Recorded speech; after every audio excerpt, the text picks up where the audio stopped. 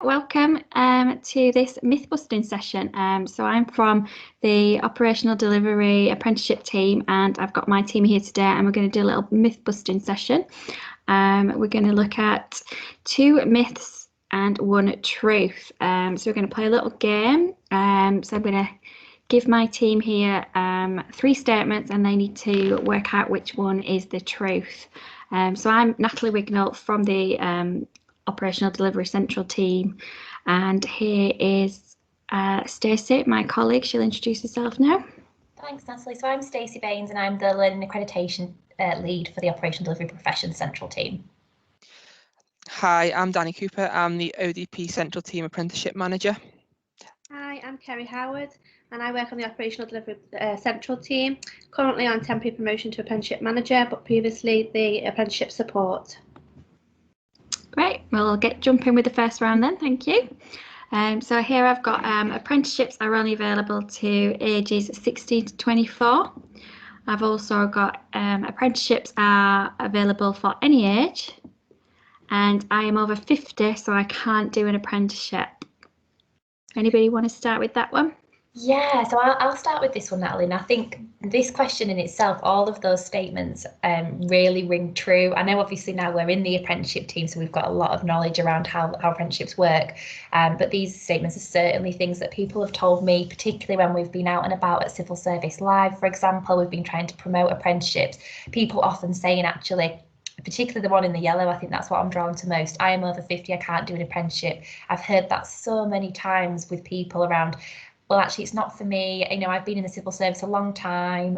I just can't do an apprenticeship. It's not something that's available for me. So for me, I'm thinking that's a lie. But yeah, it'd be interesting. Danny, what are your thoughts on this one when you read these? Yeah, I agree, Stace. I think there's a common sort of stigma with apprenticeships that it's only available to people of a young age, and people feel like that as soon as they hit a certain point in their life that they're sort of ruled out from doing an apprenticeship. So I would agree with you that apprenticeships aren't just for people aged 16 to 24. They are a real opportunity for everyone. But I don't know about you, Kerry. Yeah, so I'm more drawn to the orange one. I always thought before I joined the team that an apprentice was for a young person, so anyone who just finished the GCSEs, they were 16, didn't really want to know what they wanted to do with their career, and they took an apprenticeship on. But it's a great opportunity that is available for everybody. So the majority of you, they're saying apprenticeships are for any age is the truth then? Absolutely. Yes. Let's see. Yay! That is correct. Apprenticeships are for anybody of any age. I think on that one as well, before we move on, I think it's just really important that people are aware of what's happening in their area as well. So obviously as an apprenticeship team, we're really familiar with the fact that we've got devolved nations, and that means lots of different criteria, and that can apply to certain age brackets as well, depending on, for example, if you live in Scotland, there may be slightly different eligibility criteria for certain apprenticeships, for example, modern apprenticeships. So it's worth, I would just recommend anybody who's listening today, really have a look at what's out there based on where you live, what the opportunities are, and get a really good understanding of actually what's available for you as well. So yeah, I think it's just really important to remember that. Yeah, that's great. Thank you. Okay, so second round and moving on to here is to do with your qualifications. So past qualifications do not determine eligibility for apprenticeships.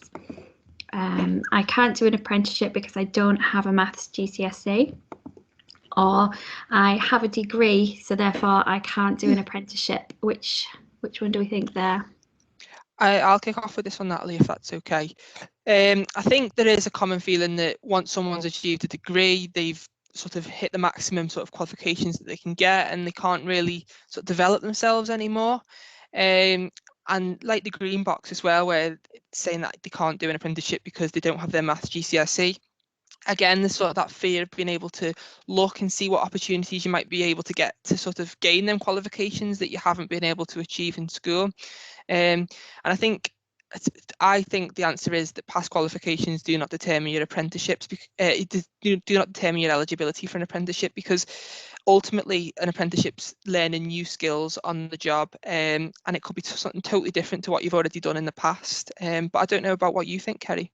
Yeah, so Before I joined the team, always thought that you couldn't do an apprenticeship if you had a degree, but now I've come to like that. It's not just if you haven't got a degree, it depends what subject the degree is in. So yes, of course you can do an apprenticeship if you've got a degree as long as it's not in the same subject. So as long as you can show that you've got a significant skills uplift and you're not doing, for example, a degree in history and then going on to do a history apprenticeship, as long as it's a different subject, a different area, and you can show a skills uplift, then there's no reason why you can't do an apprenticeship. And as Dan mentions, maths, it doesn't matter if you haven't got maths, that's what apprenticeships are for, to upskill you and to learn.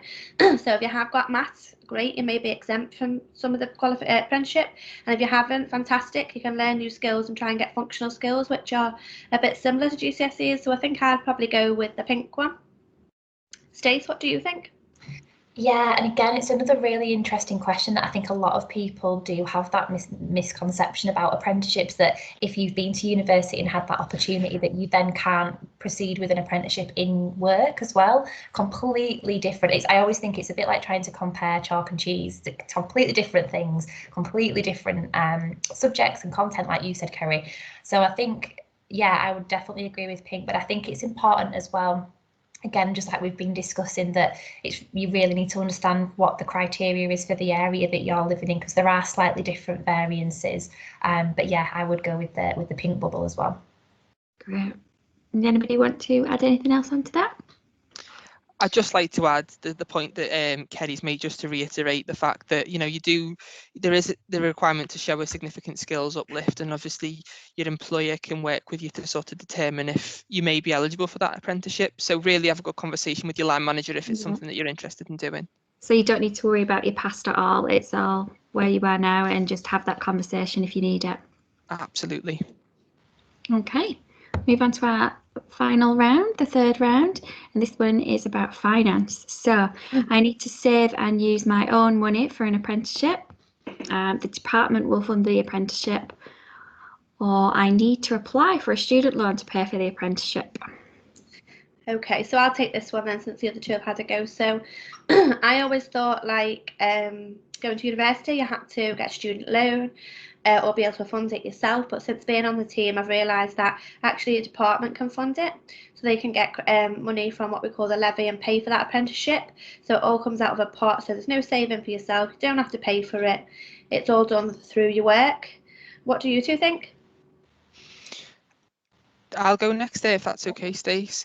Yeah, I think there is that common feeling that not wanting to sort of be able to explore it because the fear of having to pay for something, and we totally understand that. But please don't think that money's sort of a barrier to apprenticeships. You know, you as Kerry's rightly pointed out, your employer will be there to support you through that financial side of it, and it'll be down to yourself to obviously put that commitment into getting through your apprenticeship if it's something that you're interested in doing. I don't know about you, Stace, what you think. Yeah, exactly right. And I think, speaking from experience, I mean, I was somebody who had the opportunity to go to university and obviously applying for student finance and things like that. And it's very stressful. It can be very challenging. And I think people have that misconception, that you think study equates to money and it equates to, you know, you having to fund that as an individual. Personally, I think the great thing about the apprenticeship is that actually, because you're not having to fund it yourself, that you've got that fantastic opportunity to develop those skills in work, learning alongside actually developing your professional skills at work as well. So I would go with the blue bubble too. Yeah. You are all right. The department will fund the apprenticeship, so it's definitely worth looking into. That's great. And like Stacey says, so just obviously you need to discuss the requirements with your line manager, because there is certain eligibility and funding rules when you're applying.